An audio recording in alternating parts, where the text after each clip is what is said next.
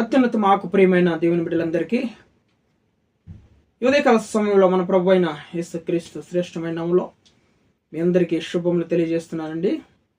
ఎలాగున్నారు మీరు, కుటుంబాల పిల్లలంతా కూడా క్షేమంగా ఉన్నారు కదండి? మన ప్రభు నిన్నటి కాల సమయం అంతా కూడా మనల్ని కాచి కాపాడి ఈ దినమును మనకు బహుమానంగా ఇచ్చినాడు కాబట్టి ఆయన పరిశుద్ధ నామానికి మహిమ కలుగును గాక. హల్లెలూయా. ఉదయకాల సమయంలో మనం వాగ్దానం కోసం ఎదురు చూస్తున్నాం కదా. పరిశుద్ధ గ్రంథాలు తెరిచినట్లయితే కీర్తన గ్రంథంలో నుంచి 133వ కీర్తన 1వ వచనం. Sham's 133 versus 1. కీర్తన గ్రంథము 133 1వ వచనం.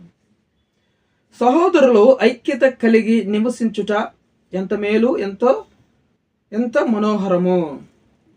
Praise the lord. హల్లెలూయా. ఈరోజు ఐక్యత, సహోదరులు ఐక్యత కలిగి ఉండాలని దేవుని వాక్యం చెబుతుందన్నమాట. మరి సహోదరులు, మనము ఒక తండ్రికి పుట్టినటువంటి అన్నదమ్ముళ్ళు, అక్క చెల్లెళ్ళు, వీళ్ళందరినీ కూడా సహోదరులను మనం సాధారణంగా పిలవచ్చు కదా.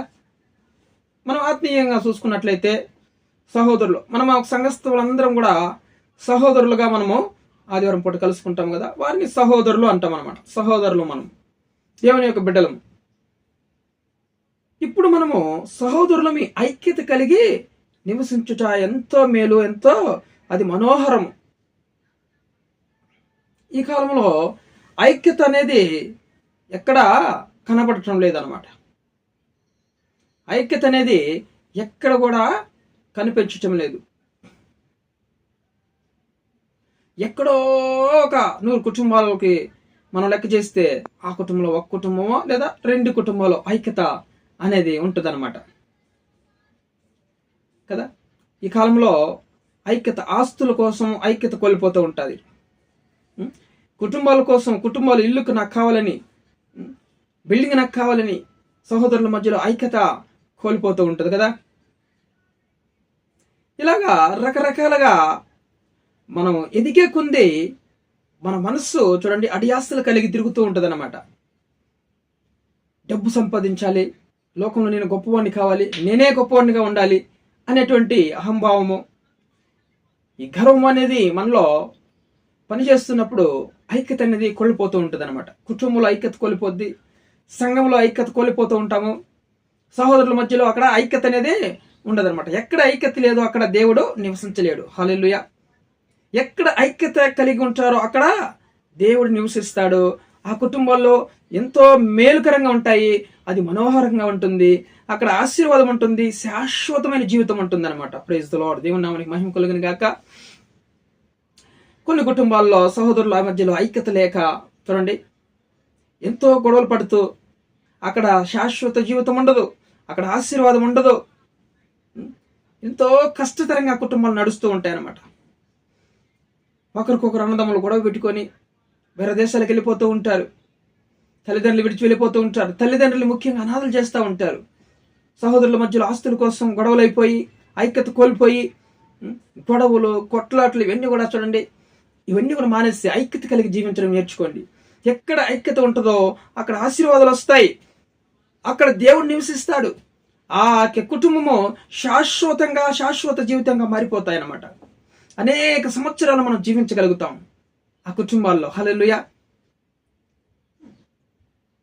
ఆ కాలంలో మరణాలు ఎందుకు వస్తున్నాయి అంటే ఈ సహోదరుల మధ్యలో ఐక్యత లేకపోవడం ద్వారా చూడండి కొట్లాట్లు, గొడవలు, ఒకరినొకరు చంపుకోవడము, ఇవన్నీ కూడా రావడం ద్వారా అక్కడ చూడండి ఎక్కువ సంవత్సరాలు జీవించలేకపోతున్నారు యవ్వనస్తులు. చిన్న వయసులోనే చూడండి ఒకరినొకరు పొడుచుకొని చనిపోవడాలు. కేవలము ఐక్యత లేదు. డబ్బు కోసం, ధనం కోసం, ఆస్తుల కోసం, తండ్రి సంపాదించిన ఆస్తి కోసం నీకా నాకా అంటూ ఎక్కడ చూసినా కానీ ఇదే ప్రాబ్లం జరుగుతూ ఉంటుంది కదండి. ఇవన్నీ కూడా మనం మానేసి సహోదరులను ఐక్యత కలిగి జీవిస్తే అక్కడ ఎంతో మేలుకరంగా ఉంటుంది. ఆ కుటుంబాలు, ఆ ఊరు ఎంతో మేలుకరంగా ఉంటుంది, ఎంతో మనోహరంగా ఉంటుంది అని చెప్తుంది దేవుని వాక్యము. ఎంతో మనోహరము అంటుంది కదా ఆ కుటుంబాల్లో. అక్కడ శాశ్వత జీవితము, ఆశీర్వాదమును, శాశ్వత జీవితమును అక్కడ ఉంటది. హల్లెలూయా. ఈరోజు ఆశీర్వాదము లేకపోవడం ఈ కుటుంబంలో కారణం ఏంటంటే, మొదట మన కుటుంబము, తల్లిదండ్రులు, బిడ్డలు ఐక్యత కలిగి ఉండాలి. ఐక్యత, కుటుంబం అంతా కూడా ఐక్యత కలిగి ఉంటే ఎన్ని కష్టాలు వచ్చినా కూడా ఆ కష్టాలు నేను తాకలేవు. నీ కుటుంబాన్ని లోనికి రాలేవయ్యి. హల్లెలూయా. వాకిట్లో నుంచి వెళ్ళిపోవాల్సిందే గడప దాటి. ఎన్ని సమస్యలు వచ్చినా కానీ, ఏ ప్రాబ్లం వచ్చినా కూడా మనం ఐక్యత కలిగి ఉంటే, సహోదరుల మధ్యలో, అన్నదమ్ముళ్ళు, అక్క చెల్లెళ్ళు ఐక్యత కలిగి ఉంటే మనం ఏమి కూడా చేయలేదు. దేవుని నామానికి మహిమ కలుగును గాక. హల్లెలూయా. యోబు గృహంలో వాళ్ళంతా కూడా ఐక్యత కలిగి ఉన్నట్లు దేవుని లేఖనాలు చెలుస్తున్నాయి అన్నమాట. చూడండి 4వ వచనం, 1-4 వచనంలో, అతని కుమారులందరూ వంతులు చొప్పున అనుదినము ఒకరినొకరు, చూడండి, అనుదినము ఒకరికొకరు తమ తమ ఇండ్లలో విందు చేయుటకై కూడినప్పుడు తమ ముగ్గురు అక్క చెల్లెండ్రు తమతో కలిసి అన్నపానులు పుచ్చుకొనవలని వారిని పిలిపించుచూ వచ్చరి. హల్లెలూయా. దేవుని నామానికి మహిమ కలుగును గాక. చూడండి, ప్రతి దినము కూడా వాళ్ళు ఒక్కొక్క గృహంలో ఒక్కొక్క విందు చేయించుకుంటారనమాట. దేవుడు చేసిన మేలు బట్టి వాళ్ళు విందు చేస్తూ తన అక్క చెల్లెలందరూ పిలిపించుకుంటూ ప్రార్థనలో ఏకీభవించినట్లు వాళ్ళు, చూడండి ఎంత సహోదరులు ఐక్యత కలిగి ఉన్నారు.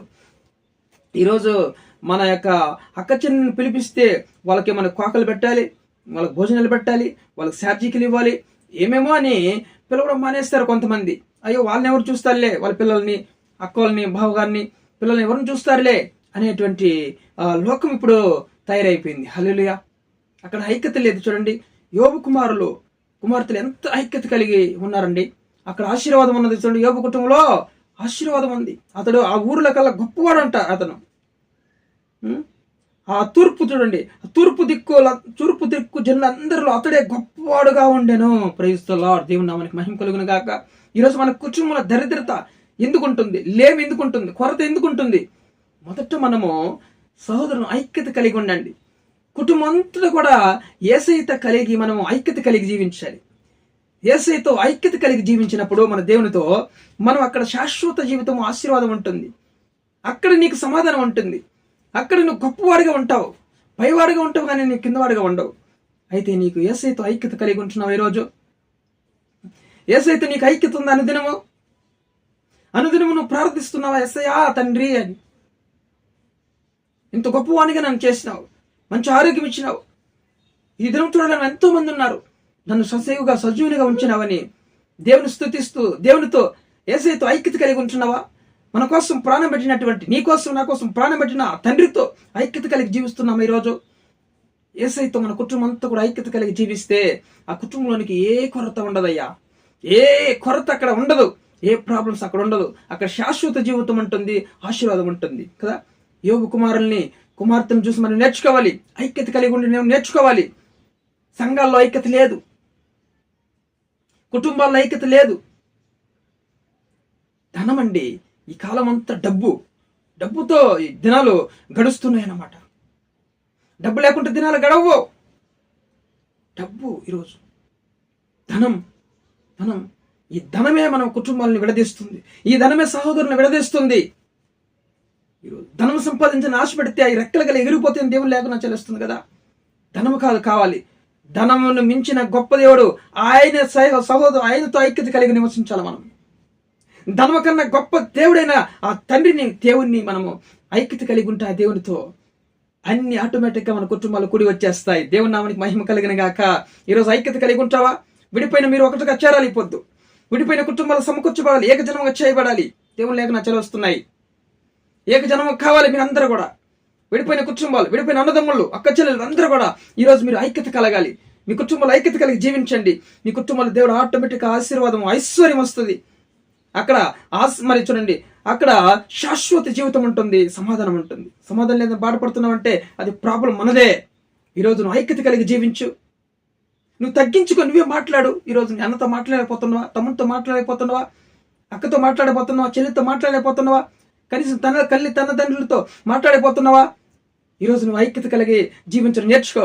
దేవుడు నీ కుటుంబంలోనికి రాబోతున్నాడు. హల్లెలూయా. నీ హృదయంలోనికి యేసయ్య రాబోతున్నాడు. ఐక్యత ఈరోజు నాకు కావాలి ప్రభువా అని అడుగు దేవుణ్ణి. అందరితో ఐక్యత కలిగి ఉండాలి ప్రభువా అని ఈరోజు దేవుని వేడుకుందాం మనం.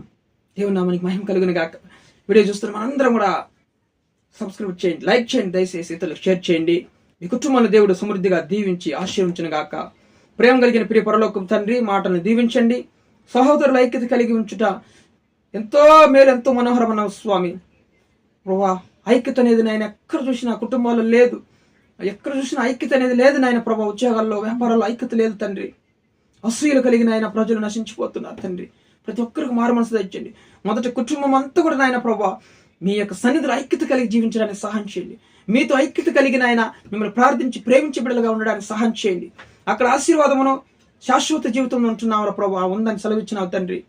కుటుంబంలో ఈరోజు కొరత, అప్పులు, సమస్యలు ఎందుకంటే నాయన ప్రభా ఐక్యత లేదు నాయన. ఐక్యత కొరవైందన ఉన్నందున ఈరోజు నాయన కుటుంబాలు పాడైపోతున్నాయి. ఈరోజు ఐక్యత గురించి మాట్లాడేందుకు మీకు వందనాలు ప్రభువా.